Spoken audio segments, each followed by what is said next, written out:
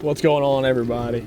We're out here today. We got our Garmin's fired up, and I'm going to show you guys, how I use my graphs back here to find the structure, find the cover that I'm wanting to fish, and then actually moving up front, putting the trolling motor in the water, and using the live scope to pick that structure apart, find the fish, and make sure you're making the perfect cast just to try to help you get more bites. The first step is going to be to find some sort of structure that you feel like is going to hold fish.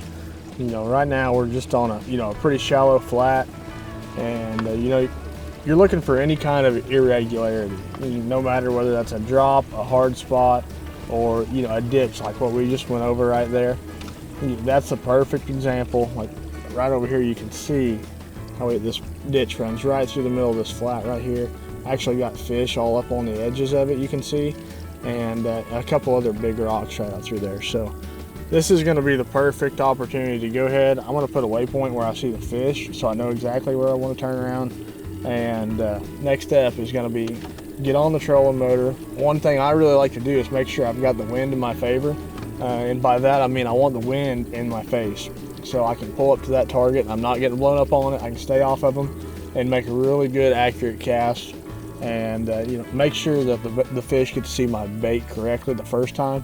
That way you don't spook them before you ever actually show them the bait.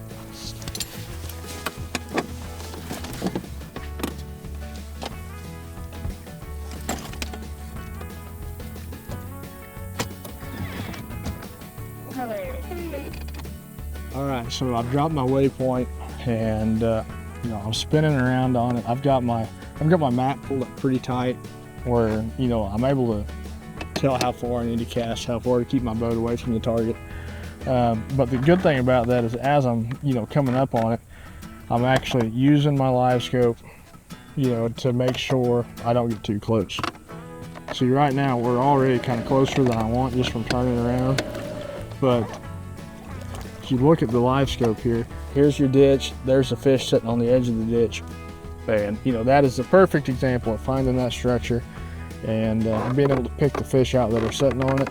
And the only thing left is just to make the perfect cast and make sure you show them your bait well.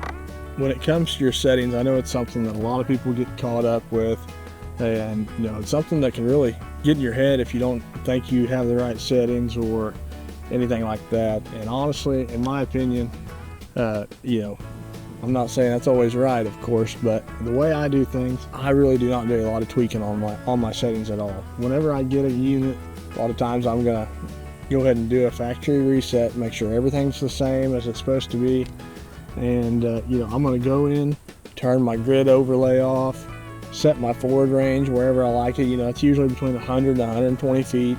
And pick out whatever color I like, which doesn't really matter. It's whatever is best for your lakes. Some pallets make objects on the bottom stick out a little bit better than others. Besides turning my gain up and down, that's really all I do when it comes to my settings. On my live scope especially. Whenever it comes to your side scan and your down scan, that's another pretty simple one too. You set your pallet, set your distance, and the only thing I'm changing is my contrast usually, and my sensitivity, just depending on how hard the bottom is. That's the biggest deal. That's when you change your gain, that's when you change your contrast. It's all depending on where you're looking for bass, whether the bottom's hard or soft. If it's soft, you can turn it up a little hotter. If it's hard, a lot of times you got to turn it down a little bit. So man, my best advice is keep it simple. If you've been tweaking on your units and don't think they're just perfect, don't be afraid to do that factory reset, start over, and I think you'll have a little bit better experience trying to get those graphs exactly how you'd like to see them.